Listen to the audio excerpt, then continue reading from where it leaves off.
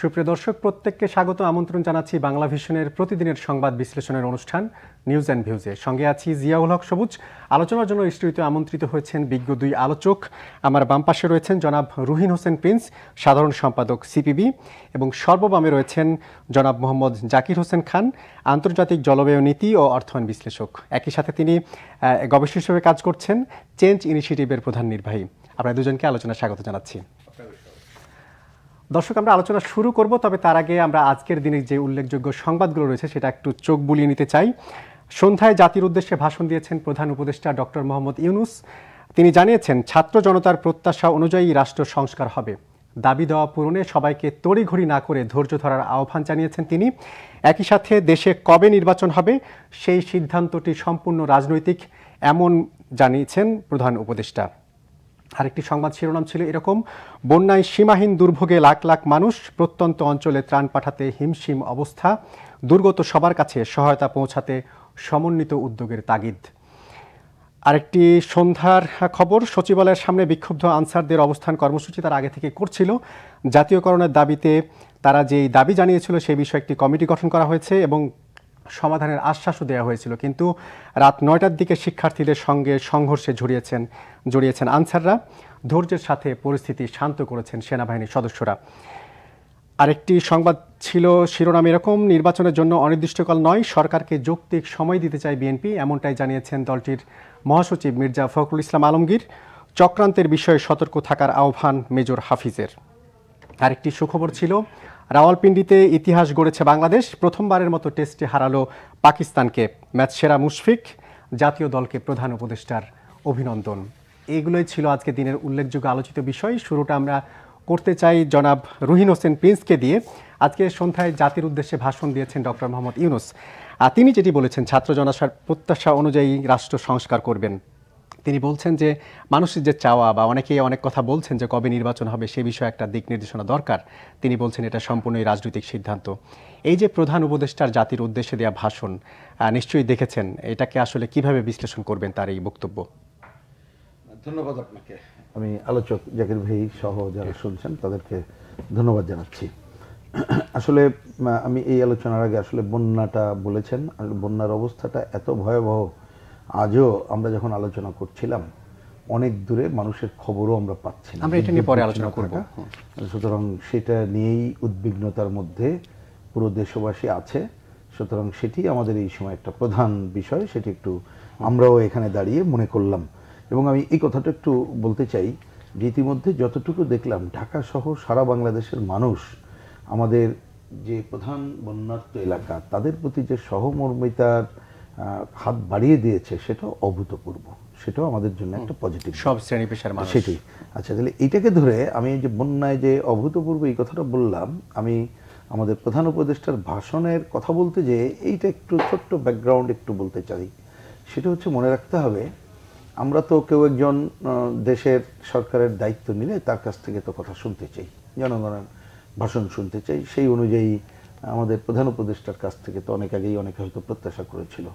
কিন্তু প্রথম মনে রাখা দরকার যে এই যে তিনি প্রধান উপদেষ্টার দায়িত্ব পালন করছেন অন্তর্বর্তীকালীন সরকার, এটা কিন্তু সাধারণভাবে যেরকমভাবে হয় সেটি না।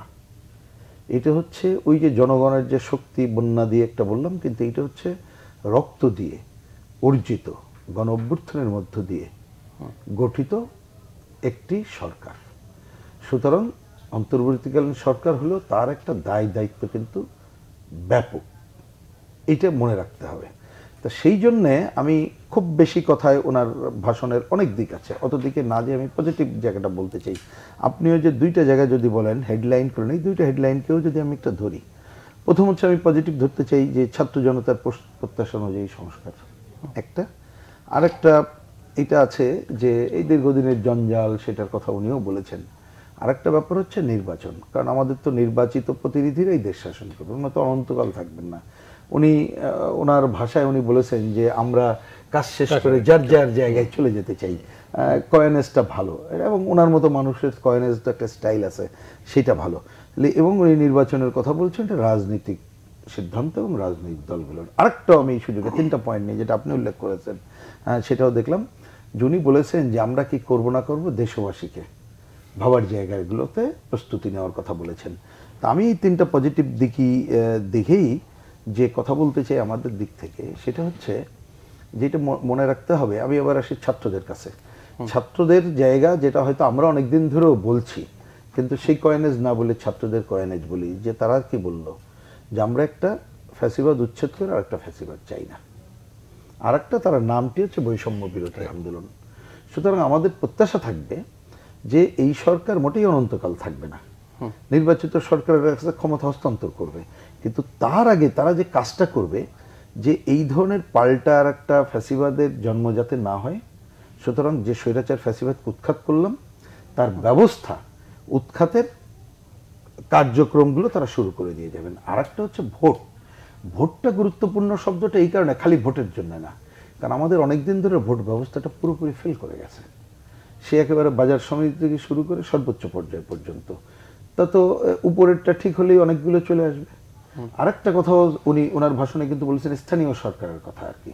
তা সেই জায়গায় আমি মনে করি যে গুরুত্বপূর্ণ, আমি যদি একটু ব্যাখ্যার আলোচনা করতে চাই, তাহলে একটা নির্বাচন, তার আগে কাজটা হচ্ছে সংস্কার করে করতে হবে।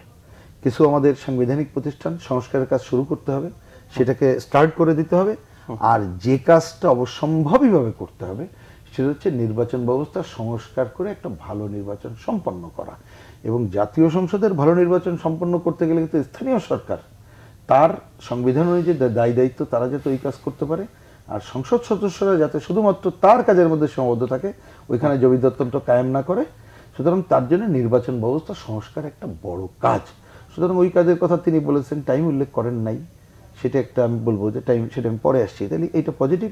আর এখন ওনার কাজ কি উনি হয়তো প্রথম দিকে, যেটা আমি যদি বুঝে থাকি, বলছেন যে দেশবাসীকে ভাবতে, সেটা একদিকে আমি অন্য অর্থে বলি যে ঠিক আছে, দেশবাসীকে চিন্তা করতে বলছেন ভালো, কিন্তু দরকার যেটা আমি মনে করি সেইটা হয়তো সুনির্দিষ্ট আজকে করেন নাই, তাতে আমি কোনো করছি না। যেটা করা দরকার সেটা হচ্ছে যে একটা, তারপর একটা রোড ম্যাপ কিন্তু জনগণের কাছে দেখতে চাই, যে সেটা ওনার কি উনি দু এক জায়গায় বলেছেন যে আমি এই কাজ করতে চাই, সেটা ওনার ভাষণে আরো কংক্রিট করে যদি রোড ম্যাপটা বলতেন। আর আমরা বলছি নির্বাচনের তারিখ ঘোষণার দরকার নেই, কিন্তু নির্বাচন ব্যবস্থার সংস্কার বিষয়ে তিনি আলোচনা শুরু করেছেন, এইটা আমরা দেখতে চাই। কারণ সেইটা না দেখতে পারলে কিন্তু উনি রাজনৈতিক দলগুলোকে বলছেন তাদের সিদ্ধান্ত নেবে, তো আমরা কি সিদ্ধান্ত নেব? আমাদের তো বুঝতে হবে যে উনি এই সংস্কার এই একটা টার্গেট করে করছেন, আর একটা বুঝতে হবে নির্বাচনের এই কাজটা করছেন। আপনি যদি এইখানে ধরে পাল্টা প্রশ্ন আমাকে করেন, আমি এই জন্য অ্যাডভান্স উত্তর দিয়ে দিচ্ছি যে তাহলে আপনারা এটার জন্য কত সময় দিতে চান। আমার বক্তব্য পরিষ্কার, আমাদের দিক থেকে আমরা এই সময়ে যে 3 মাস না 3 বছরে, কোনোটার সাথে আমরা একমত হচ্ছি না। কোনটার সাথে একমত? কোনোটার সাথে একমত হচ্ছি না। আমরা একমত হচ্ছি এটার প্রশ্নে যে উনি কতগুলো জরুরি সংস্কারের কাজ শুরু করবেন, আর নির্বাচন নিয়ে তার যে আলোচনা বললাম, যে নির্বাচন ব্যবস্থা সংস্কার নিয়ে আলোচনা শুরু করবেন। আর জেনারেল নিত্যপণ্য এগুলো তো আছে, আলোচনার মধ্যে আমি গেলাম না। আমরা দেখব যে এই পজিটিভ কাজ করতে যে কতটুকু সময় প্রয়োজন হয়, আমরা কাজ দেখার উপরেই তখন সময়ের প্রশ্নটা সামনে আনছি। আমি হয়তো কথার কথা আমি মনে করলাম 6 মাস সময়ই যথেষ্ট, কিন্তু আমি যদি কাজ দেখি যে এটা 7 মাস লাগবে, তখন তো দ্বিমতে কোনো কাজ থাকবে না। কারণ এগুলো নির্ভর করবে ওনারা দৃশ্যমান কি উদ্যোগ নিচ্ছেন এবং তাদের কাজের অগ্রগতি দেখে। জনাব জাকির হোসেন খান, আপনার কাছে জানতে চাই এই সেম বিষয়টা নিয়ে যে প্রধান উপদেষ্টা যেটা বলেছেন, প্রশাসন, বিচার বিভাগ, নির্বাচন কমিশন এবং আইন শৃঙ্খলা বাহিনী, এই সবগুলো সংস্কার কাজ শেষ করেই তিনি নির্বাচন দেওয়ার ঘোষণা দিয়েছেন এবং বলা হয়েছে যে এই সব কাজ করার পরই একটা সুষ্ঠু নির্বাচন বা গ্রহণযোগ্য নির্বাচনের দিকে যাবে। আসলে এই সব সংস্কারে কতদিন লাগবে, যেটা রহিন হোসেন প্রিন্স বলছিলেন যে একটা রোড ম্যাপ দরকার, আপনিও মনে করেন কিনা যে এরকম কোনো রোড ম্যাপ দেওয়া দরকার? প্রথম কথা হলো যে আজকে ওনার ভাষণটার আমি যদি দেখি, 3টা প্রধান বিষয় ছিল। একটা প্রধান বিষয় ছিল যে প্রেক্ষিত কি, আমরা কোন পর্যায় থেকে কোন পর্যায়ে আসলাম। এবং আমি যদি আরেকটু বলতে চাই যে গত বিতর্কিত যে সর্বশেষ 24-এর মানে আমাদের জানুয়ারির যে 5ই জানুয়ারি নির্বাচনটা হলো, তখনও কি ভেবেছিলাম যে এই সরকার অগাস্ট মাসে এই স্বৈরাচারের পতন হবে? আমাদের তো কিন্তু একটা মাইন্ডসেটই তৈরি হয়েছিল কমপক্ষে 5 বছর এই সরকার থাকবে। তাহলে আসলে তারাটা আমরা কোন দৃষ্টিতে তারাটা দিচ্ছি? আমরা যে টাইমটা 5 বছর না, আমরা 1 বছরও গেল না, 4 থেকে 5-6 মাসের ভিতরে আমরা সরকারের পতন হলো, স্বৈরাচারের পতন হলো, সে রক্তস্নাত। এবং এটা বিজনেস অ্যাজ ইউজুয়াল কোনো গভর্নমেন্ট না যে 5 বছর উত্তরণের পরে সে কেয়ারটেকার বা অন্তর্বর্তী সরকারের কাছে সরকার সমর্থন দিল, তারপরে সে একটা পুরো একটা আনপ্রিপেয়ার্ড অবস্থায় কিন্তু আমরা এই বিপ্লবটা করলাম। আনপ্রিপেয়ার্ড মানে হলো যে সংস্কারের প্রেক্ষিতে আনপ্রিপেয়ার্ড। আমাদের কিন্তু কোনো আপনি যখন এক দফা আন্দোলনটা দিল তখন কিন্তু আমাদের রাষ্ট্র সংস্কার বলি বা সামাজিক সংস্কার বলি অর্থনৈতিক কোনো রূপরেখা আমাদের ছিল না। সুতরাং আমি মনে করি ওনার যে প্রেক্ষিতটা উনি বর্ণনা করেছেন এক্স্যাক্টলি এই প্রেক্ষিতটা উনি বোঝানোর চেষ্টা করেছেন যে আমরা এই প্রেক্ষিতটাকে আগে একটা কুল ডাউন করতে হবে আমাদেরকে, একটা সেটেল ডাউন অবস্থা। আর দ্বিতীয় কথাটা বলেছেন উনি কতগুলো বেঞ্চমার্ক দিয়েছেন উনি। যেমন আজকে যদি আপনি দেখেন যে বলছেন তারুণ্যের, যেটা প্রিন্স ভাইয়া বললেন যে তারুণ্যের ভাবনা, আমরা এই বাংলাদেশ রাষ্ট্রটা যারা রক্ত দিল তারা আসলে যে রাষ্ট্রটা তারা ভবিষ্যৎ কিন্তু তারাই। সুতরাং আমরা এখানে যারাই কথা বলছি বা যারা সরকারে আছে তারা যে সংস্কারই করুক তারা কিন্তু এটা সুফলভোগী না। সুফলভোগী যারা হবে তাদের ইচ্ছা অনুযায়ী কিন্তু আমাদের চিন্তা করতে হবে। সুতরাং রাজনৈতিক দল আমরা বা আমরা সিভিল মানে যারা নাগরিক সমাজ আছেন তারা আমরা যে দাবিটা করছি, দাবিটা কার জন্য করছি? যাদের তরুণদের জন্য তো আমরা দাবিটা করছি। তাদের মতামত, তারা কবে রাজনীতি চায়, কি ধরনের রাজনীতি চায়, তারা কি ধরনের প্রশাসন চায়, তারা কি ধরনের আমাদের অর্থনৈতিক কাঠামো চায়। যেমন বৈষম্য বিরোধী ছাত্র সমাজ, তারা আসলে বৈষম্যটা যদি আমি আবারও বলি যে বৈষম্যের আপনার মানদণ্ডটা কি? আপনি কিসের ভিত্তিতে বলবেন যে আমার আসলে যে অর্থনৈতিক আমার যে অধিকার ছিল আমি পাচ্ছি না? এই মানদণ্ডটাকে আমরা আসলে এখন পর্যন্ত নির্ধারণ করতে পেরেছি। এটা কি ন্যাচারাল রাইটস? যেমন আমি জন্মের পর একটা মানুষ তার কথা বলার সে বা তার চলাফেরা করা, তার খাওয়া, তার বৈষয়িক সব কর্মকাণ্ডে কিন্তু ন্যাচারাল রাইট। আমি অক্সিজেন পাবো ধর্মবর্ণের নির্বিশেষে, সে পানি পান করতে পারবে ধর্মবর্ণের নির্বিশেষে, সেগুলো ন্যাচারাল রাইটস। সো এই আমরা কি এই ন্যাচারাল রাইট কেন্দ্রিক জিনিসটাকে আমরা দিচ্ছি?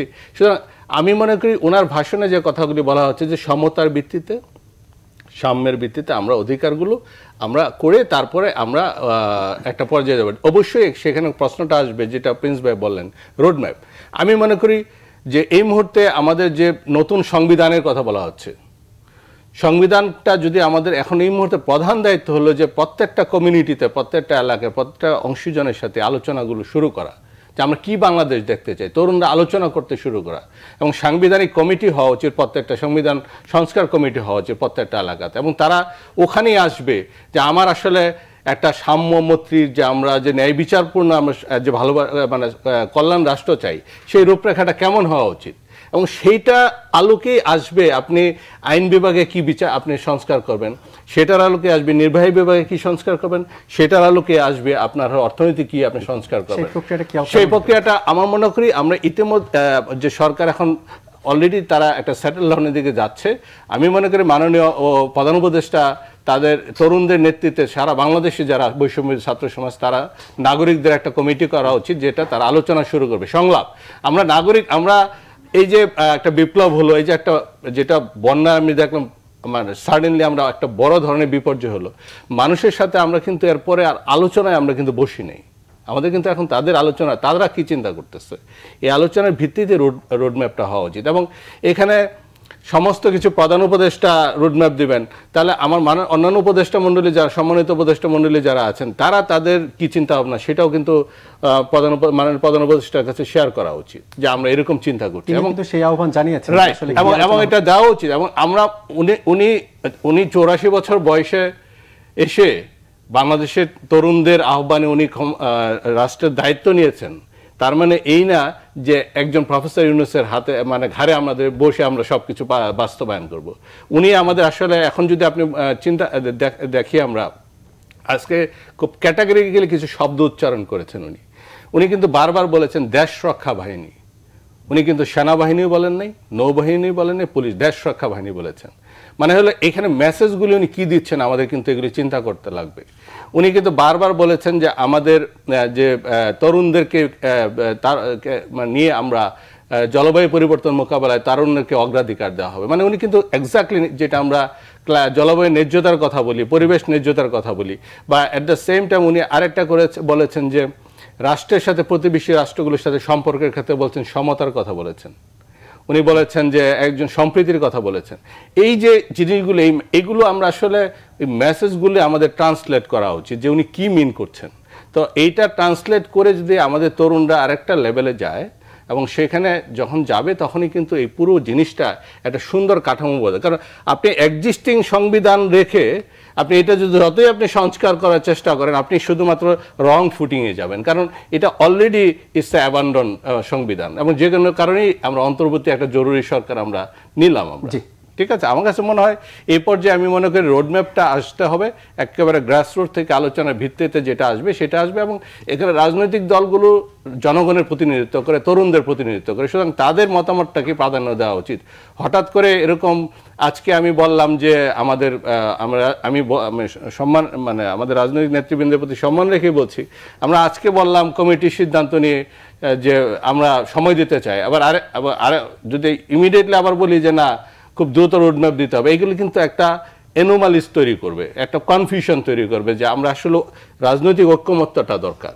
আমরা যেটা রক্তের মাধ্যমে আসছি সেখানে একটা ঐক্যমত থাকা দরকার, যে আমরা সরকারকে এইটুকু সময় দেব, যেটা প্রিন্স ভাই পারফেক্টলি বলেন যে 3 মাস বা 3 বছর না, আমাদের এটা যতখানি লাগবে সংস্কার, এবং সংস্কার মনে রাখতে হবে সংস্কার কিন্তু চলমান প্রক্রিয়া, এটা এমন না যে আপনি 3 বছরে এই সরকার সব কমপ্লিট করতে পারবে। সুতরাং আমাকে প্রায়োরিটি দিতে হবে যে আগামী 2 বছর ইমিডিয়েট আমার কি কি প্রায়োরিটি, সেই প্রায়োরিটি একই কথা বলেছেন, কোন কাজটা সম্পূর্ণ করতে হবে, কোন কাজটা তিনি এক্স্যাক্টলি আমি সেটা বললাম, যেটা সুতরাং এটা রাজনৈতিক দল বা যারা নীতি নির্ধারক কাজ করবে তাদের এই আন্ডারস্ট্যান্ডিংটা ক্লিয়ার থাকা উচিত যে আমি কোনটা চাচ্ছি এবং কোনটা আমার পরে গিয়ে করতে হবে, এইটা আলোচনা আনতে হবে। জি, জনাব প্রিন্স, আপনার কাছে এই যে ন্যায্যতা বা বৈষম্যের কথা বলা হচ্ছে, বৈষম্য দূর করার জন্য সবাই বিভিন্ন জায়গায় বিভিন্ন আন্দোলন চলছে, যদিও আজকে প্রধান উপদেষ্টা বলেছেন এখনই সব দাবি দেওয়া উত্থাপন না করে একটু ধৈর্য ধরুন এবং দরকার হলে আমাদেরকে লিখিত দেন, আমরা সেটা পর্যায়ক্রমে সমাধানের আশ্বাসও তিনি দিয়েছেন। কিন্তু দেখা গেল তার ভাষণের পরপরই রাত 9টায় জাতীয়করণের দাবিতে যে আনসাররা বিক্ষোভ করছিলেন তারা সেখানে এক ধরনের শিক্ষার্থীদের সাথে সংঘর্ষে জড়িয়েছেন। প্রশ্ন হচ্ছে যে এই একটা কমিটি গঠন করা হলো, আশ্বাস দেওয়া হলো তাদের কমিটির রিপোর্টের ভিত্তিতেই তাদের চাকরি জাতীয়করণের বিষয়টা তারা উপদেষ্টা ভেবে দেখবেন, তাহলে তড়িঘড়ি করে রাতেই বিক্ষোভ করতে হলো কেনই বা শিক্ষার্থীদের সাথে সংঘর্ষে জড়াতে হলো? এর পিছনে ভিন্ন কোনো কারণ কি থাকতে পারে? না, আমি আসলে এই সর্বশেষ যেটা, আমরা তো এখনো পুরোপুরি ঘটনা টিটবিট সব জানিনি, জানলাম এটা খুবই উদ্বেগজনক। কিন্তু উদ্বেগজনকের জায়গাটা আমি এইভাবেই জিনিসটা বলতে চাই যে তারা শুনছি আজকে দিনভরে এই ঘটনা ঘটিয়েছে, তারপর আপনি যে তথ্য দিলেন, কিন্তু কেন ক্ষিপ্রতার সাথে বিকালের মধ্যে এইটার একটা সমাধান করা গেল না, আমার কাছে সেটা একটা বড় প্রশ্ন। কারণ এটা আমরা জানি যে ঘটনাটা আমরা এইবারে যে একটা, যে দেখেন একটা স্বৈরাচার এবং ফ্যাসিলিটি ব্যবস্থা উচ্ছেদের পর ব্যবস্থা বদলের কথা বলছি কেন, একটা জিনিস তো উচ্ছেদ হলেই তো সাথে সাথে উচ্ছেদ হয়ে যায় না, তার নানা ধরনের উপসর্গ থাকে। তাহলে আপনাকে তো প্রত্যেকটা মুহূর্ত সতর্ক থেকে এই ধরনের ঘটনার ক্ষিপ্রতার সাথে দ্রুত সমাধানের দিকে যেতে হবে। এখন আমি জানি না, আমি দুইটা আইডিয়া আলাপ করি। কারণ এর আগে ছাত্ররা যেমন গেল, আমাদেরই কি বলবো যে সন্তান তুল্যই তো এরা, যারা গেল এইচএসসি পরীক্ষা নিয়ে, তারা উঠে গেল 17-18 তলায়। ওইখানেও তো যেটা আমরা পরে পত্রিকায় দেখলাম, ওইখানে বললো যে আচ্ছা আমরা মেনে নিলাম বা ভাববো। আমি নিজেই দেখেছি একজন উপদেষ্টা বলছেন যে বাবারে তাহলে একটু শুনি তোমরা কি বললা, হয়তো তোমাদেরটা ন্যায্য, তাহলে 10 জন আসো একটু চিন্তা করি। আমি বললাম যে না, আমাদের দাবি না মানলে যাব না। তারপরে বললো প্রজ্ঞাপন দেন, তারপরে না হলে যাব না। এবং পরে দেখলাম সম্ভবত শিক্ষার যিনি দায়িত্বপ্রাপ্ত তিনি এসে বললেন প্রজ্ঞাপন অলরেডি দিয়ে প্রচার হয়ে গেছে। এখন জানি না এরাও কি এরকম মনে করছে কিনা। তাহলে এই উদাহরণটা তো মোটেই ভালো না, কারণ আপনি কোনোটা কেউ পজিটিভ উদ্দেশ্য থাকতে পারে, নানা উদ্দেশ্য থাকতে পারে, কিন্তু আমি জিনিসটাকে এইভাবে নিতে চাই। আমরা যেহেতু একটা বিজয়ের পরে এই জায়গাটা আসছি, আপনি এখন কত বেশি, ওই যে উনিও দেখবেন যে সবাইকে কনসলিডেট করার কথা বলছে, কারণ এই ধরনের কাজে যদি সময় যায় তাহলে এতক্ষণ ভাষণ নিয়ে যে পজিটিভ আলোচনা করলাম ওই কাজ কখন করবে, তাহলে তো আরো নানা সংকট তৈরি হবে। সুতরাং আমি পয়েন্টটাকে প্রথমে এটাকে দেখি, আজকের এই ঘটনা খুবই উদ্বেগজনক।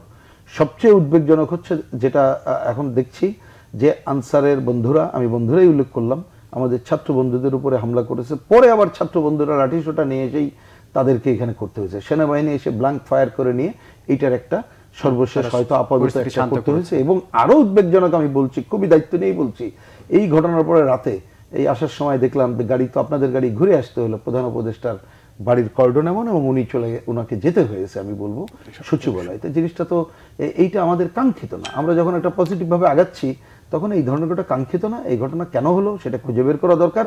এবং আমি এর থেকে অন্ততপক্ষে এই শিক্ষাটা বলতে চাই, উনি ওই যেটা বলেছেন আমি দ্বিমত করছি না, যে কার কার দাবি দেওয়া, হুটহাট করে গেলাম একটা সুযোগ পেয়েছি কলম, সেই সুযোগ নেওয়া অন্যায়, অনুচিত। কারণ আমরা একটা গভীর সংকট এবং গভীর অর্থনৈতিক সংকটের মধ্যে দায়িত্ব নিয়েছি। সুতরাং এই অর্থনৈতিক সংকটটা আপনি মিনিমাইজ না করলে অনেক কিছু আপনি করতে পারবেন না। আপনি বলতে পারেন আমি নীতিগতভাবে ভাবছি, তাও হুট করে কেন ভাববেন? সব কিছুতেই ঠান্ডা মাথায় ভাবতে হবে। এই জন্য অবশ্যই সময় দিতে হবে। দাবি দেওয়া করুক, সেটা নিতে হবে, সময় দিতে হবে। কিন্তু আমার সবচেয়ে বড় কথা, এই ধরনের ঘটনার সাথে সাথে ক্ষিপ্রতার সাথে সমস্যার সমাধানে যেতে হবে। তাই না হলে যে কোনো মানে সে শক্তি বলেন অপশক্তি বলেন তারা কিন্তু সুযোগ নেবে। আমি এইটুক ভেবেই এইখানে আমি রাখতে চাই জিনিসটাকে। জি, একই প্রশ্ন আপনার কাছে রাখতে চাই। এই যে আনসার সদস্যদের আজকের যে বিক্ষোভ বা শিক্ষার্থীদের সাথে সংঘর্ষে জড়ানো, এর পেছনে ভিন্ন কোনো কারণ কি থাকতে পারে? বা আসলে সরকার এই পরিস্থিতি যখন একের পর এক দাবি দেওয়া হয় কিংবা জিম্মি করে যে দাবি আদায়ের মানসিকতা, এই মানসিকতাই বা হয়ে উঠলো কেন? আমি প্রথম বলবো যে এটা একেবারেই দলীয়করণ প্রশাসনের ফল আমরা দেখতে পাচ্ছি। কারণ হলো যে গত 15 বছরে মানে আপনি যার যত যোগ্যতাই থাকুক, আপনি সিভিল অ্যাডমিনিস্ট্রেশনে দেখবেন পিএসসিতে একটা ছেলে বা মেয়ে যখন তারা একেবারে চূড়ান্ত পর্যায়ে যখন তারা নিয়োগপ্রাপ্ত আমার জন্য প্রস্তুত, তখন তাকে পুলিশ ক্লিয়ারেন্সের নামে অথবা গোয়েন্দা সংস্থা ক্লিয়ারেন্সের নামে তাকে কিন্তু বাদ দিয়ে এক্স্যাক্টলি যখন জিও দেওয়া হয়েছে মন্ত্রী বা এমপি, সেটা তাকে নিয়োগ দেওয়া হয়েছে। এই ধরনের আমার কথা হলো যে আনসার অফিসটা কোথায়, আনসারের কার্যালয়টা, মানে আমরা যদি কেন্দ্রীয় কার্যালয়টা মালিবাগ, তো ওরা সচিবালয় পর্যন্ত আসে কিভাবে? আনসার অধিদপ্তর ওখানে কি করে তারা?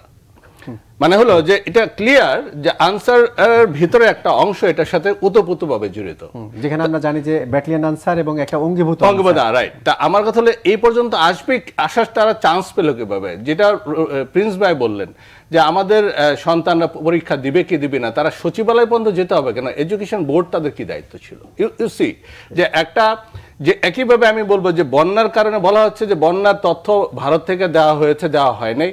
আমাদের মাননীয় উপদেষ্টা বলছেন যে উনি জানেন না। আমার কথা হলো উনি জানতে চাবেন, উনি কয়দিন হয়েছে আসছে। মানে হলো এই টোটাল জিনিসটা হলো যে ভিতরের যে রিস্ক ফ্যাক্টরগুলি আছে এগুলো ইমিডিয়েট, আপনি যখন গ্যাংগ্রিন হয় শরীরে তখন কি আপনি আসলে ওই তাকে নাপা বা এগুলি দেওয়া হয় কিনা? আপনাকে কুইনিয়ান মানে এমন কোনো কিছু ডোজ দিতে হবে যেটা ইমিডিয়েটলি তাকে রিজলভ করতে হবে। তো যেসব জায়গায় এই ধরনের ষড়যন্ত্রকারিতা থাকবেই। কারণ হলো আপনি যারা পতিত স্বৈরাচার তারা তো তাদের বিভিন্নভাবে আপনাকে ফেল করার চেষ্টা করবে। এখন আপনি যদি মনে করেন যে তারা বসে থাকবে, আপনি হাজার হাজার লাখ লাখ অস্ত্র তাদেরকে, আপনি গত 15 বছরে প্রায় 2.25 লাখ অস্ত্র ছাত্রলীগ এবং যুবলীগকে লাইসেন্সকৃত অস্ত্র আছে। আপনি আজকে দেখলাম এতদিন পরে আপনি সেটা রিকভারিতে যাচ্ছেন কেন? সেগুলো তো আপনি 5 তারিখে যখন স্বৈরাচারের পতন হলো উইদিন 3 to 4 ডেজের ভিতরে আপনাকে উদ্ধার করা দরকার ছিল। সুতরাং আমি মনে করি যে এই যে বারবার আজকে এটা খুবই দুর্ভাগ্যজনক যে আজকে আমাদের একজন আবুল হাসনাত আবদুল্লাহ সহ গুরুতর আহত আমাদের 35 জন ছেলে মেয়ে আহত হলো। কেন বারবার কেন আমাদের সন্তানদেরকে ফেস করতে হবে এইসব প্রবলেম? তাহলে প্রশাসন ওখানে বসে আছে কেন? যে প্রশাসন কাজ করতে পারবে না, আমার সেই প্রশাসন দরকার নেই। পৃথিবীর ইতিহাসে অনেক এরকম আছে বিপ্লবের পরে পুরো অ্যাডমিনিস্ট্রেশন অ্যাবান্ডন করে দেয়, রিক্রুট করে তারা এখন জাতীয়ভাবে তারা, আপনি রুয়ান্ডার কেস দেখেন, আপনি তারা 10 লাখ গৃহযুদ্ধ হলে 10 লাখ মারা গেল, এরপরে তার রুয়ান্ডার এখন বর্তমান অবস্থা দেখেন, এখন গ্লোবাল সুশাসনের ইন্ডিকেটরে তারা খুব কোন পর্যায়ে আছে। তার মানে হলো যে আপনি নেতৃত্ব যারা দিবে তাদের সাথে সাথে প্রশাসনকে আপনি ক্লিন করে ফেলতে হবে। কারণ রিস্ক ফ্যাক্টরগুলি বলে আপনি ডেমোক্রেসি কার জন্য? আপনি সমাজে যখন আপনি রাষ্ট্র চালাবেন, ডেমোক্রেসি হলো তার জন্য যে ডেমোক্রেসি সম্মান দিতে জানে। এখন একজন কিলারকে আপনি প্রশাসনের সিস্টেমে বসিয়ে রেখে আপনি রাষ্ট্র চালাবেন আপনি নিরাপদে, এটা যারা চিন্তা করছে এবং বিজনেস অ্যাজ ইউজুয়াল চিন্তা করছে, আমি মনে করি তাদের আরেকটু ইতিহাসের দিকে তাদের নজর দেওয়া উচিত। বিপ্লবের পরে যে বিপ্লবকে যারা রিস্ক ফ্যাক্টর তাদেরকে ইমিডিয়েটলি তাকে নিউট্রালাইজ করতে হয়। কারণ বৃহত্তর জনগোষ্ঠী 18 কোটি মানুষের কিন্তু প্রত্যেকের কোনো না কোনোভাবে এখানে কিন্তু স্যাক্রিফাইস আছে। আপনি তাদেরকে প্রোটেক্ট করবেন, তাদেরকে প্রোটেক্ট করার জন্য কিছু লোককে আপনাকে নিউট্রালাইজ করতে হবে যারা এখানে সারেন্ডার। বাট একই সাথে এই কথাটা আমি বলতে চাচ্ছি যে মজলুমের রক্তে জালেমের পতন হয়েছে, 1-200 না, হাজার হাজার মজলুম আমাদের তরুণ, আমাদের যারা সন্তানদের রক্তে জালেমের পতন। যারা এখানে প্রতি বিপ্লব বা অন্যান্য কিছুর স্বপ্ন দেখছেন, আপনার স্বপ্ন দেখলে আপনারা যদি কোনো ধরনের অ্যাডভেঞ্চারে আসেন তাহলে এই সরকার বা যদি এই মজলুমের সরকার যদি না থাকে, এমন কোন সরকার আসতে পারে যারা আপনাদেরকে নিশ্চিহ্ন করে দিবে, যেটা আপনাদের অস্তিত্ব বাংলাদেশের রাজনীতিতে হয়তো ফেরার কোনো একটা সময় চান্স থাকতে পারে, কিন্তু সেই চান্স নাও থাকতে পারে, কারণ ইতিহাস তাই বলে। কারণ এটা আমরা সব সময় দেখেছি। আপনি দেখবেন যে যারা ডেমোক্রেটিক প্রসেসের পদ্ধতিতে যারা ক্ষমতা আসার চান্স থাকে, সেটা যদি তারা বেশি করতে চায়, কারণ ফোর্সকে ফোর্স দিয়ে কিন্তু নিউট্রালাইজ করা হয়। আপনি যখন জনগণের পাওয়ারকে আপনি আন্ডারমাইন করতে থাকবে, তারা প্রতিনিয়ত তাদেরকে জনগণকে আন্ডারমাইন করতে, তখন এমন কোনো ফোর্স চলে আসবে যে ফোর্সটা হতে পারে যে আপনাকে স্থায়ীভাবে নির্মূল করে সে অনন্তকাল ক্ষমতায় থাকার চেষ্টা করবে। সুতরাং সবারই এখানে সচেতন হওয়া উচিত বলে আমি মনে করি। আর প্রফেসর ইউনূসের আমি আবারও বলতে চাচ্ছি, ওনার হারানোর কিছু নেই। উনি যদি পৃথিবীতে আপনি এখন দেখেন প্রোফাইল, 10টা প্রেসিডেন্ট প্রধানমন্ত্রীর প্রোফাইলে ফেলেন, আমি মনে করি যে 10 জনের মধ্যে পৃথিবীতে যদি প্রধানমন্ত্রী বা প্রেসিডেন্ট হিসেবে প্রফেসর ইউনূস সাহেব থাকবেন। তো বাংলাদেশের এর চেয়ে বড় গৌরবের কিছু নাই যে এরকম আমরা একজন ব্যক্তিত্বকে আমরা কাছে পেয়েছি। দুশ্রুতি সবারই আছে, আমরা কাউকে নবী মানতে চাচ্ছি না বলতে, কিন্তু ওনার এই যে ওনার প্রোফাইলটা, এটা হতে পারে যে আগামী 2050-এ বাংলাদেশকে সমৃদ্ধ বাংলাদেশের একটা প্রসপারিটি, আমি বলি প্রসপারিটি 2050-তে যাওয়ার একটা গেটওয়ে হইতে পারে বাংলাদেশে, যেখানে প্রত্যেকটা নাগরিক তার ন্যায্য প্রাকৃতিক অধিকার, মানবাধিকার যাই বলে এগুলি তারা অ্যাচিভ করতে পারবে। জি, ডক্টর মোহাম্মদ ইউনূসের প্রোফাইল নিঃসন্দেহে বিশ্ব নন্দিত মানুষ তিনি। বিষয় হচ্ছে যে এই যে দেশে 15 বছরের পুঞ্জীভূত নানা ধরনের সমস্যা, এই সব সমস্যার এখনো 15 দিন, মানে যদি আমরা 8 তারিখে শপথের কথা চিন্তা করি, আজকে হচ্ছে 25 তারিখ, 17 দিন হয়েছে। এই 17 দিনে কি সবকিছু সামাল দিয়ে গুছিয়ে নেওয়া কিংবা তাৎক্ষণিকভাবে কোন সিদ্ধান্ত নিলে আসলে সবকিছুকে দমিয়ে রাখা সম্ভব? না, প্রথমত হচ্ছে এটা সম্ভব না, এটা বুঝতে হবে। এবং আমি এই জায়গায় একটু যোগ করতেছি, এটা কিন্তু 15 বছর শুধু না, আসলে 53 বছর হিসাব করলে।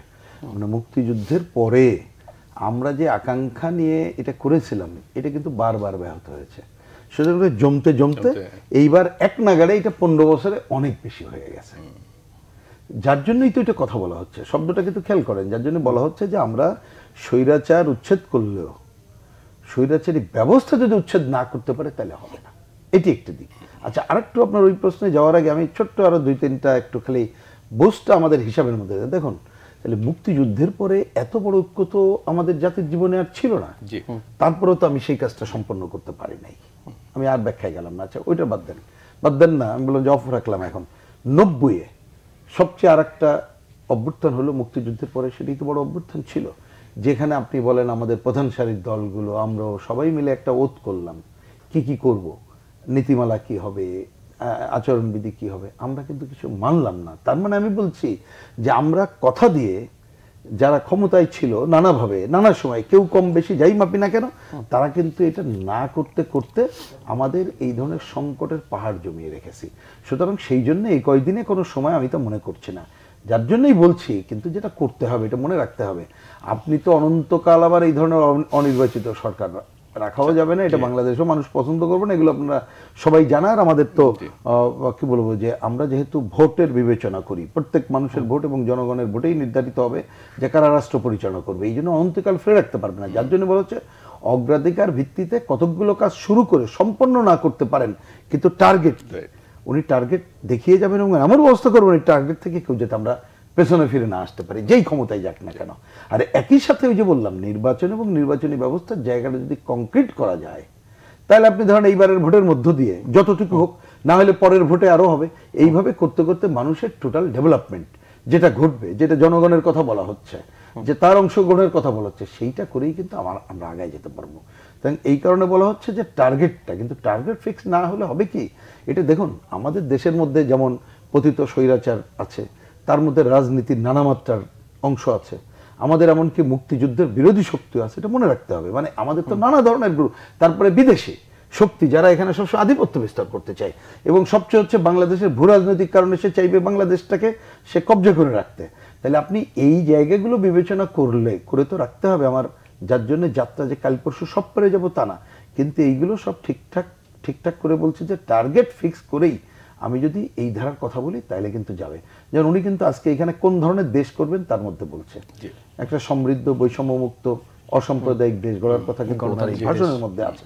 তাহলে টার্গেট ওইটা আছে, তাহলে ওই টার্গেট একদিনে আমি পারবো না, কিন্তু অন্ততপক্ষে ভিত্তি আমি এমন কিছুটা ভিত্তি রচনা করব যাতে ভিত্তির উপরে দাঁড়িয়ে আমি এই কাজগুলো করতে পারি। তাহলে আমাদের এই তরুণ জনতার যে রক্ত গেছে এবং এই যে হাজার হাজার বন্ধুরা যারা আহত হয়ে আছে, তো যারা মারা গেছে গেছে শহীদের মৃত্যু, যারা আজকে আহত হয়ে আছে, চোখ নাই, হাত নাই, কান নাই, এগুলো কল্পনা করা যায়? এবং সবচেয়ে একটু খেয়াল করবেন, অতীত দিনে হ্যাঁ 69-এর গণ অভ্যুত্থান, আমি কারোর সাথে কোনোটা তুলনা করছি না, কিন্তু এইবারের যেভাবে পরিবার পরিজন অভিভাবক তার বাচ্চা ছেলেটিকে নিয়েও যে এসেছে, তো তারা কোথায় যাবে? এইবার হতাশ হলে কিন্তু এটা আরো বেশি কঠিন হবে।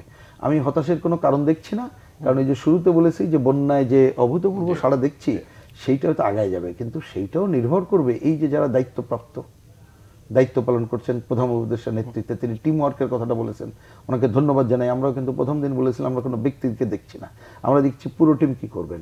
যেমন জাকির ভাই কিন্তু একটা কথা বলতে যাই বলেন উনি কেন, আরো অন্যরা আছেন কোথায় গেল? তার মানে টিম না থাকলে কিন্তু ইচ্ছা করলেও পারা যাবে না। সুতরাং উনি টিম ওয়ার্ক করেই জনগণের কাছে জিনিসটাকে স্বচ্ছ করে যদি ফেলতে পারে যে এই আমি কাজ এটুক করতে চাই, হ্যাঁ উনি ঠিকই বলছেন, জনগণ ডিসিশন নেবে, রাজনৈতিক দলগুলো ডিসাইড করবে। ধরেন উনি কোনো একটা ভালো কাজ, আমি একটা একেবারে খুব অন্য উদাহরণ দিয়ে যাই, ধরেন খুব একটা ভালো কাজ শুরু করলেন, সেটা করতে লাগবে 3 দিন, কিন্তু আমরা রাজনীতিবিদরা বললাম যে না রে ভাই তোমাকে 2 দিনের বেশি সময় দেওয়া যাবে না, আমরা কি পারবো?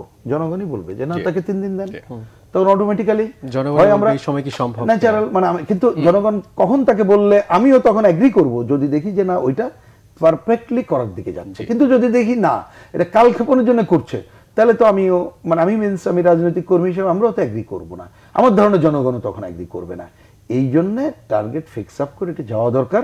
আর এইখানে আপনি আনসার নিয়ে অন্য কথা নিয়ে যে কথাটা বলেছেন, এটা খুবই, উনিও যেটা বলছেন খুবই কারেক্টলি বলছেন, মনে রাখতে হবে যে পেছন দিক থেকে টেনে ধরার, ওই যে আমি কতগুলো উপসর্গের কথা বললাম, পতিত স্বৈরাচার সহ আরো দিকগুলো আছে, তারা কিন্তু ধরে নেন, বুঝলেন আরেকটা কথা বলে এটা শেষ করি, ধরে নেন যে অনেকেই চাইতে পারে স্থিতিশীলতা, তো একটা সাধারণ মানুষ কি চায় যে এই ঘটনার পরে ভাই আপনাকে একটু বোঝা দিন বলি, যেদিন আমরা প্রধান উপদেষ্টার সাথে দেখা করতে যাব, তা আমার একটা ফোন আসছে, তা আমি এলাকায় কিছু সাধারণ মানুষ তাদের ওইখানে বলছে যে হ্যাঁ আজকে আমাদের সাথে তো বৈঠক এইটা, তো ওনারা তো একটু ওভার হিয়ার করে চেনে বলে যে বৈঠক মানে কি আপনাদেরকে সব দলের সাথে হচ্ছে, আপনারাও যাবেন? তাহলে হ্যাঁ যাবো। তারপরে আমি আবার ফিরে আসার পরে ওরা এলাকায় থাকে, দেখা হলো, তা কথা কি বললেন, তা বললাম যে এরকম কথাবার্তা হলো, তা একটা ইন্টারেস্টিং শব্দ বললো আমার কাছে, বলে যে হয় এটা ভালো হয়েছে, সবাই মিলেমিশে করলে ভালো হয়। তো মানুষের চাওয়াটা কি দেখেন, সে সবাই মিলেমিশে মানে কি, ভালো মানুষ সবাই মিলেমিশে করেন, কিন্তু উনি যদি দেখে যে মিলেমিশে ভালো কাজ হচ্ছে না, উনিও তো রাজি হবে না। তা আপনি এই তার জিনিসটা চিন্তা রেখে যদি কার্যক্রম না করেন, তাহলে কিন্তু অপশক্তি যে কোনো সময় যে কোনো সুযোগ নিতে পারে। এইটাই মনে রেখে আমি মনে করি যে কার্যক্রমগুলো অগ্রসর করা দরকার।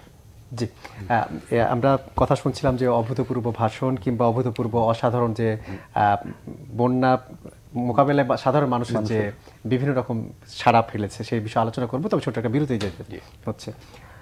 দর্শক নিচ্ছি ছোট একটা বিরতি, একটু পরে ফিরবো, আমাদের সঙ্গে থাকুন।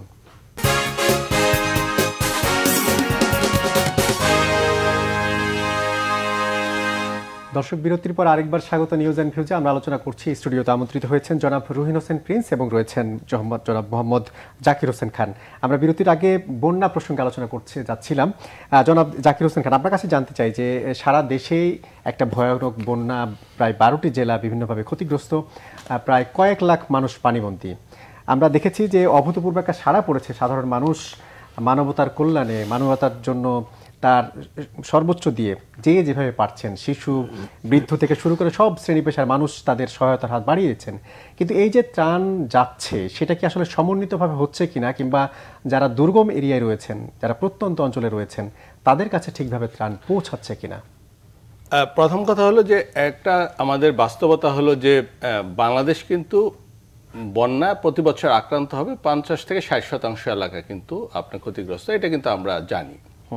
সুতরাং এখানে যারা দুর্যোগ অধিদপ্তর আছে বা দুর্যোগ মন্ত্রণালয় আছে বা পানি উন্নয়ন বোর্ড আছে, বা আমরা যদি দেখেন আরো যে সংশ্লিষ্ট প্রতিষ্ঠানগুলো আছে, স্থানীয় সরকার প্রতিষ্ঠান, এরা কিন্তু একটা ডিজাস্টার ম্যানেজমেন্ট অ্যাক্ট যেটা আছে, এটার আওতায় কিন্তু তাদের কার কি করার কথা কিন্তু এটা কিন্তু ডিফাইন করা আছে। সুতরাং এখানে সরকার পরিবর্তন হোক না হোক, নতুন সরকার যেই আসুক, প্রশাসনে যারা আছে তারা কিন্তু জানা কথা যে এটা কিন্তু তথ্য, যেমন আপনি ধরেন যে প্রশ্নটা এখানে আসছে যে ভারত থেকে বন্যার পানি, বন্যা আসবে কি আসবে না এই তথ্য, বা বাঁধ খোলা হবে কি হবে না এই ইনফরমেশন নদীকে মানে তাদেরকে সময় মতো দেওয়া হয়েছে কিনা।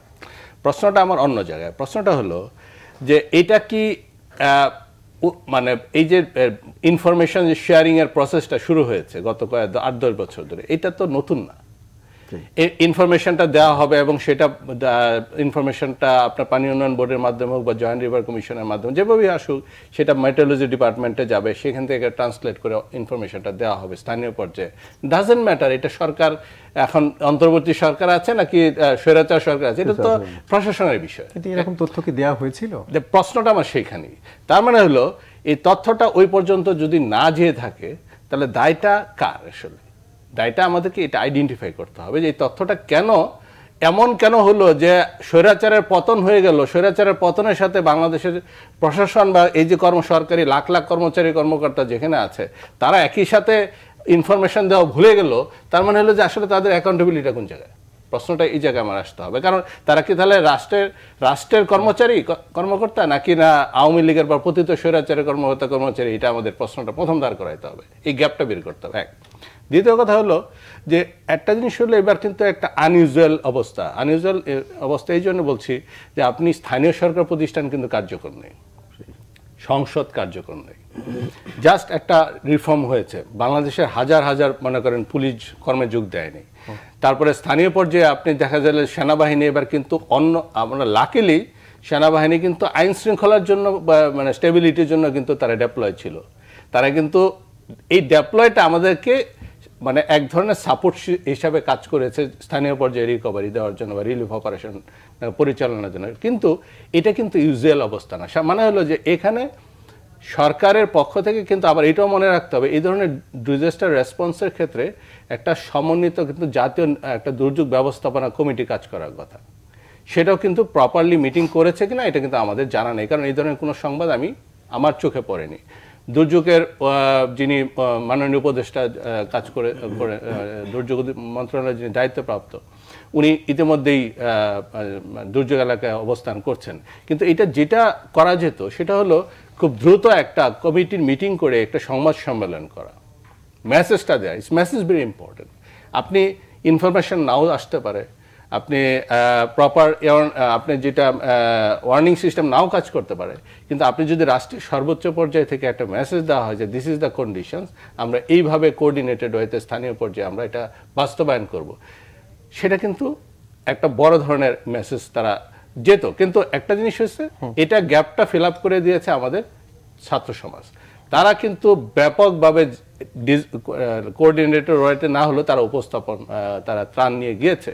কিন্তু এখন সবচেয়ে বড় চ্যালেঞ্জের জায়গাটা কিন্তু এখন রিকভারি সিস্টেম। পানিটা কিন্তু নামবে, পানিটা নেমে যাবে, কিন্তু পানিটা নামার সময় আবার অন্যান্য জায়গায় দেখবেন লক্ষ্মীপুরে হঠাৎ করে আবার বন্যা। কারণ যখন আপনার ফেনীর বা ওই সাইড থেকে পানিগুলো নোয়াখালীর পানি নামতে নিচের অংশে কিন্তু আবার বন্যা কিছু হবে। সুতরাং এটা আমাদের মাথায় রাখতে হবে, এটা কিন্তু নতুন বন্যা না ওই পানিটা। কিন্তু এই সময় যেটা আমি দেখতে পাচ্ছি, যেটা আমার পয়েন্টটা হলো যে বন্যার মতো যে দুর্যোগ, এটা কিন্তু আপনি জানেন নিশ্চয়ই যে হিমালয়ের বরফ কিন্তু গলতে শুরু করেছে। তো হিমালয়ের বরফ যখন গলতে শুরু হয়েছে 10% বরফ গলে গিয়েছে এবং বিজ্ঞানীর আইপিসিসি রিপোর্ট অনুযায়ী এই শতকে প্রায় 80% হিমালয়ের বরফ গলে যাবে। এটা কিন্তু ভয়াবহ অবস্থা, আপনি চিন্তা করেন। তার মানে হলো 80% বরফ গলা মানে আমাদের এমনি এই ব্রহ্মপুত্র বেসিনের আপনি যে পুরো পানি 80% পানি আমাদের এই সাউথ এশিয়ার 10% জায়গা দিয়ে কিন্তু যাচ্ছে।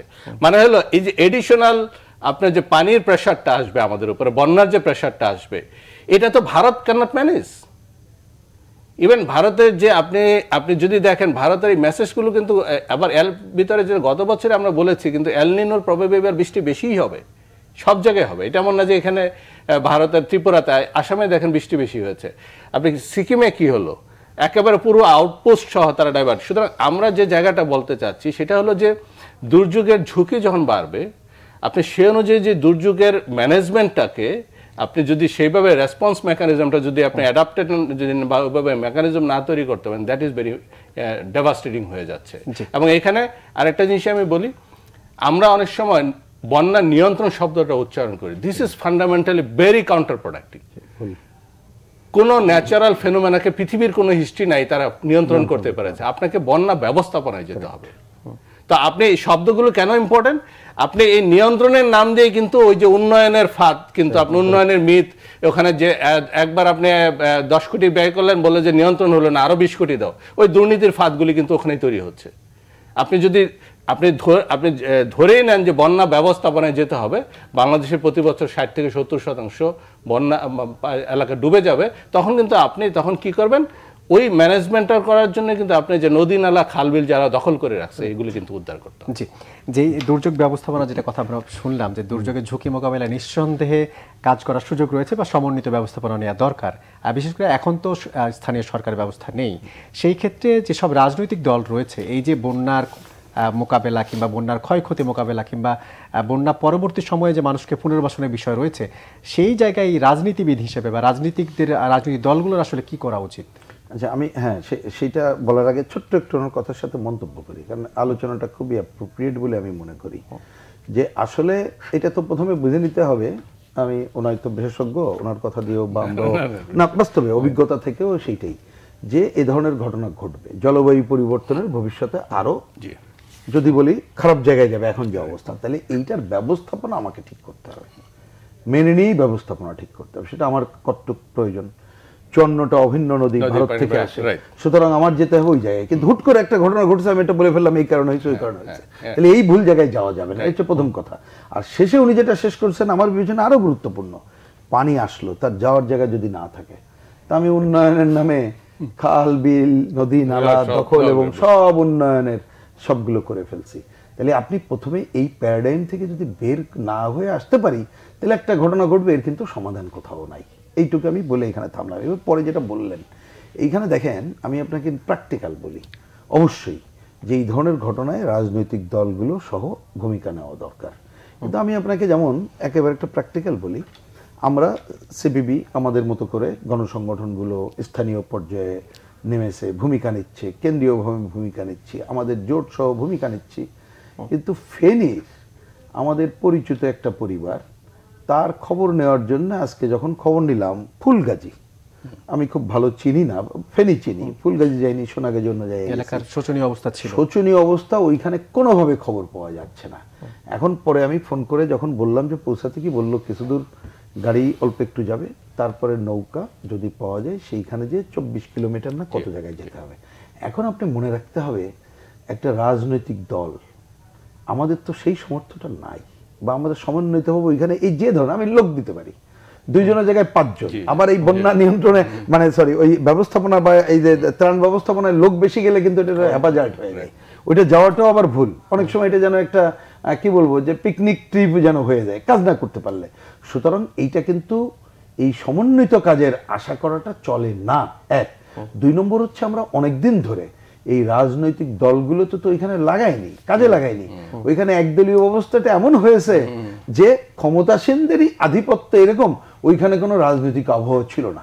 সুতরাং আপনি এইবার ওইটা বেশি আশা করলে পারবেন না, বরঞ্চ এইবারে যে ঘটনা ঘটেছে দেখেন না, আমাদের ছাত্র বন্ধুরা অন্যরাও বা আমরাও যে ত্রাণ উঠিয়ে রেখেছে, আমরা তো কোথায় দিতে যাব সেটা এখন ঠিক করতে পারছি না। ওইখানে জিতে গেলে যে অ্যাপারেটাস লাগে, যেভাবে যেতে হয়, ওই সক্ষমতা এখন নাই। আমি যখন যেতে যাই, নিয়ে যাচ্ছি, নিয়ে হয়তো নদীর কাছাকাছি কিংবা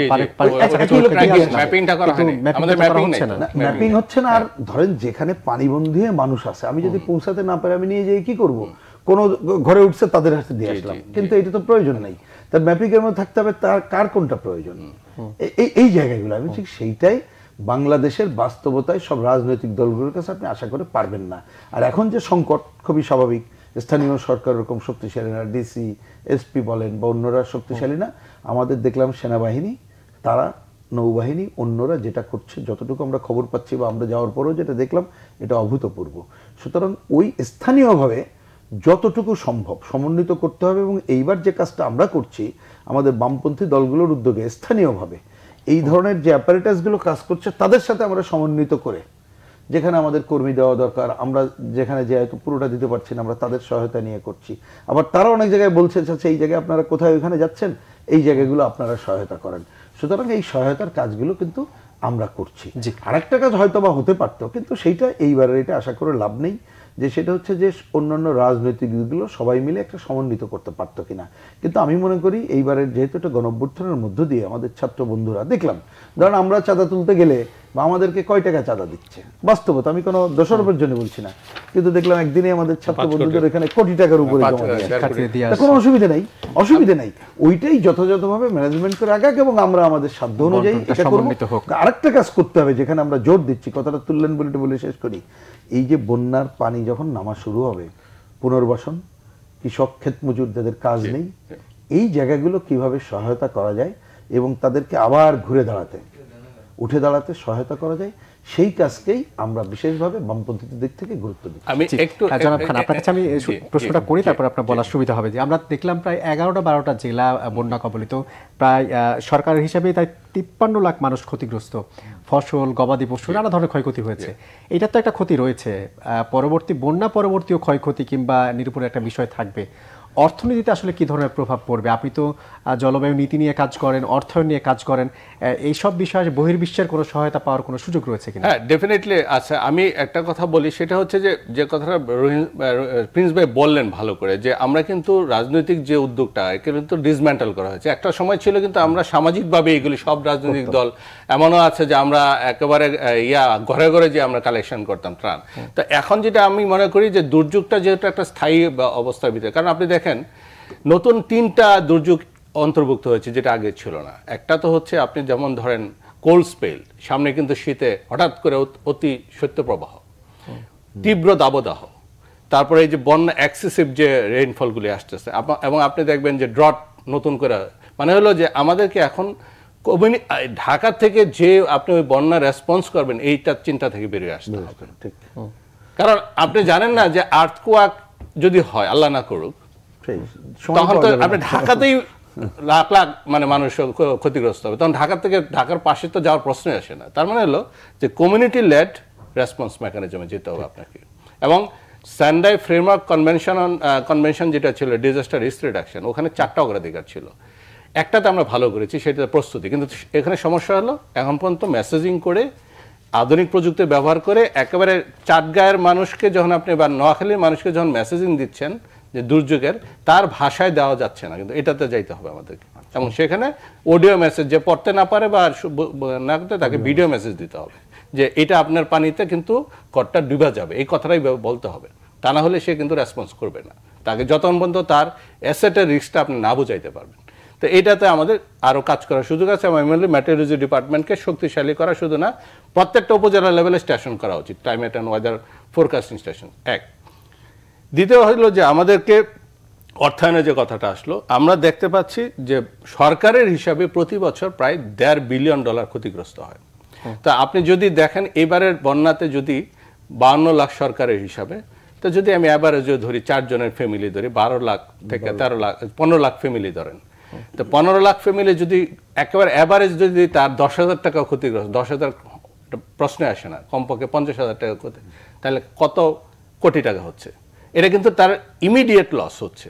তার আমরা ব্যয় করতেছি সরকারের যে ক্লাইমেট রিলেটেড এক্সপেন্ডিচার 2023-24 ব্যয় করছে মাত্র $0.46 বিলিয়ন। সংক্ষিপ্ত করতে হবে। হ্যাঁ, তো আমরা যেটা দেখতে পাচ্ছি যে অর্থায়নটা আন্তর্জাতিক জলবায়ু তহবিলে যে আমরা লস অ্যান্ড ড্যামেজ মেকানিজম হয়েছে, সেটা আমি খুব বেশি এক্সাইটেড না। কিন্তু আন্তর্জাতিকভাবে অন্য যে উৎসগুলো আছে, লাইক আপনি ফিলান্থ্রপিক ফাইন্যান্স, আপনি হয়তো বা ইন্ডিভিজুয়ালি, আজকে যদি আমি একটা উদাহরণ দিই, আমাদের এনআরবি যারা 1 কোটি আছে, যদি আপনি $100 করে তাদেরকে বলেন গ্রিন বন্ডের কথা, সেটা কিন্তু একটা বড় উৎস। তেমনি ফসিল ফুয়েলে যে সাবসিডি দেয় G20 কান্ট্রিগুলো, ওখান থেকে যদি আপনি জাস্ট 50% সরানো হয়, তাহলে বছরে সেটার পরিমাণ $500 বিলিয়ন।